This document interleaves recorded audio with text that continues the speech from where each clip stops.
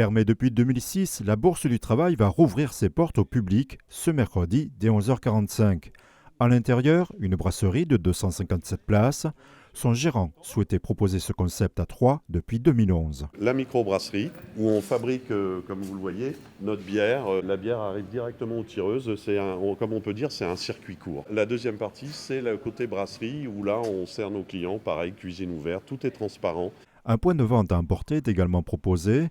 Si aujourd'hui les finitions sont en cours, il a fallu 2 ans de travaux pour adapter les besoins d'un restaurant à ce monument historique. Bon, vous êtes prêts pour demain ? Écoutez, on va tout faire. 17 personnes qui vont travailler dans la cuisine. On sera 42 au total. Dans un monument historique, pour moi personnellement, c'est une première. Pour le groupe, je pense que c'est le premier 3 brasseurs qui est dans un monument historique. L'inconvénient, c'est le surcoût. Quand on fait notre auto, on a investi plus de 2,5 millions d'euros pour un projet qui était au départ à 1,6 million, 1,7 million. Les canalisations, elles ne vont pas tout droit, elles tournent autour des colonnes. Il y a beaucoup de sur-mesure dans un monument, puisqu'on ne peut toucher à rien. Aujourd'hui, le gérant se dit satisfait du résultat.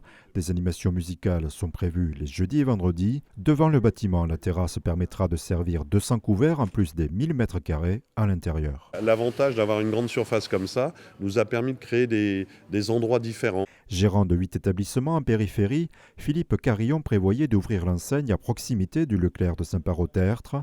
Les 4 investisseurs au bois, dont Eric Peters, l'ont convaincu d'investir pour la première fois en centre-ville. Il m'a demandé tout simplement si j'aimais Troyes. J'ai dit oui, bien sûr, Troyes c'est magnifique. Et il faut que tu viennes t'implanter à Troyes et que tu redonnes vie à la bourse. On est tous des investisseurs troyens, il faut que ce soit les Troyens qui relèvent la plage Jean Jaurès. Et j'ai trouvé, ça m'a touché. Du coup, ça m'a donné l'envie de dire oui, je vais le faire. La Bourse du Travail est un monument de la ville de Troyes. C'est un bâtiment qui a une très longue histoire sociale, culturelle, sportive, politique, et pour lequel on a eu beaucoup de difficultés au cours de ces 20 dernières années à trouver des gens qui acceptaient d'avoir le courage en tant que chef d'entreprise de prendre des risques, parce que c'est un bâtiment atypique. Enfin, la Bourse du Travail va rejouer son rôle, de mon point de vue, capital pour l'animation de la ville de Troyes. Hormis son architecture, la mémoire du lieu a été conservée via une fresque et des plaques commémoratives. La rédaction du quotidien L'Est éclair pourrait occuper le premier étage.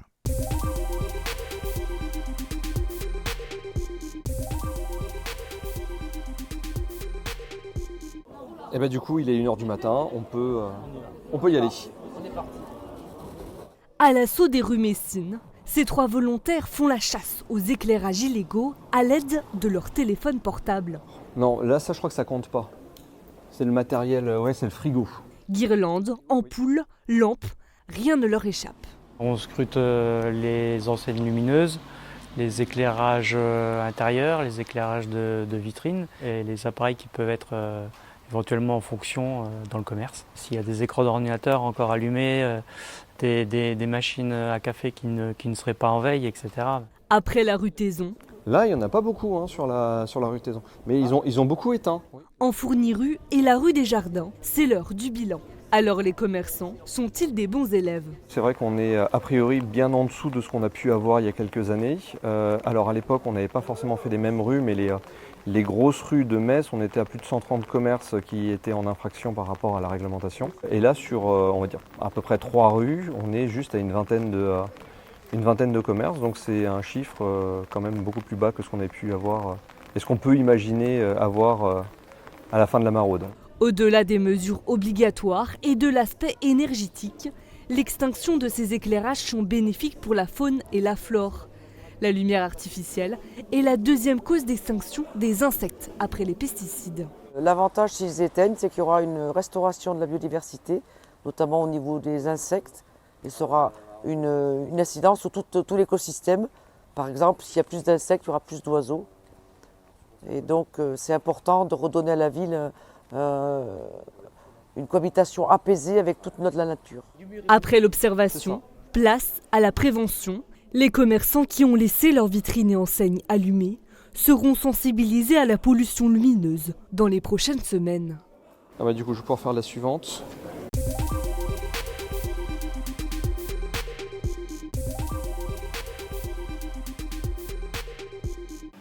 Des outils qui datent de la fin du 19e siècle pour travailler sur des instruments parfois encore plus anciens. Nous sommes dans l'atelier de Victor Manjol à Neufchâteau, l'un des 3 derniers facteurs d'orgue du département des Vosges. C'est un métier qui a plus de 2000 ans. Les premiers orgues sont apparus 3 siècles avant Jésus-Christ à peu près. Et d'une part, on travaille avec des techniques modernes, mais en utilisant toujours des matériaux d'antan, comme par exemple les colles animales, la colle de peau, colle d'os. Et c'est ce qui fait dire que c'est un métier d'antan. Comme beaucoup de métiers d'art, c'est des métiers qui sont un petit peu dans l'ombre, un petit peu cachés.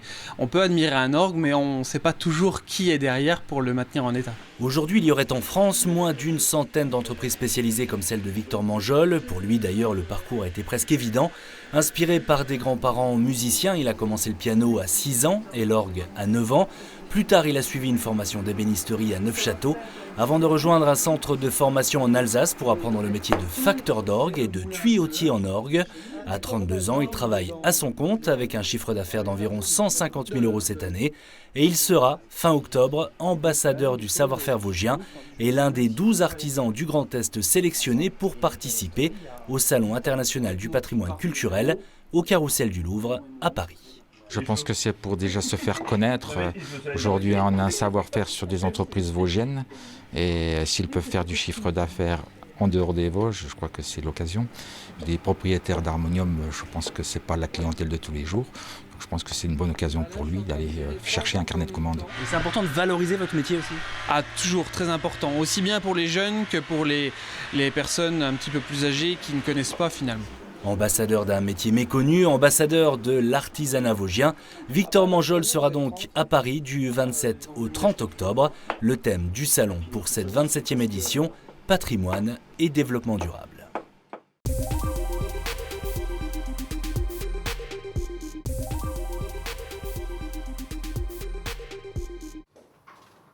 Mise en sécurité dans un premier temps et rafraîchissement dans un second, le chantier de la tour sud de la cathédrale Saint-Pierre-Saint-Paul a débuté en septembre 2021.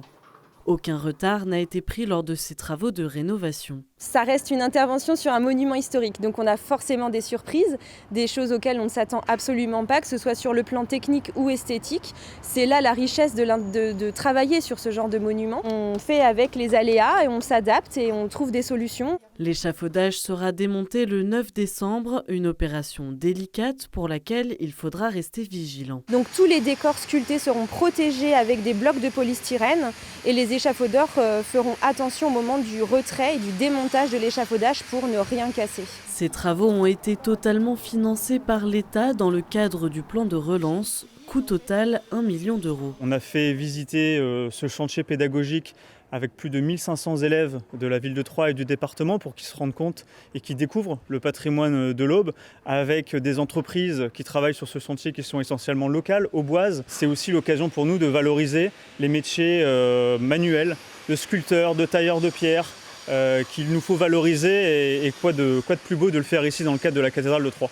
Les sculptures de la façade ont fait l'objet de rénovation, mais aussi de création pour achever le travail fait au préalable. Un des éléments majeurs qui est une pièce qui fait plus d'une tonne 2, une tonne 3. Donc on était dans les limites pour pouvoir utiliser l'ascenseur. Et cet ouvrage est effectivement une pièce maîtresse puisqu'elle finalement elle comprenait plus de 2 mois et demi de travail de la part d'un seul sculpteur. Des détails qui ne se voient pas d'en bas. Si j'étais contentée de laisser un bloc plein, ça n'aurait pas eu grande différence depuis le bas. Donc on a vraiment du détail là quand même sur cet ouvrage. Tous les détails sont importants. C'est certain qu'on ne les voit pas depuis le parvis parce qu'on est quand même à plus de 35 mètres de haut.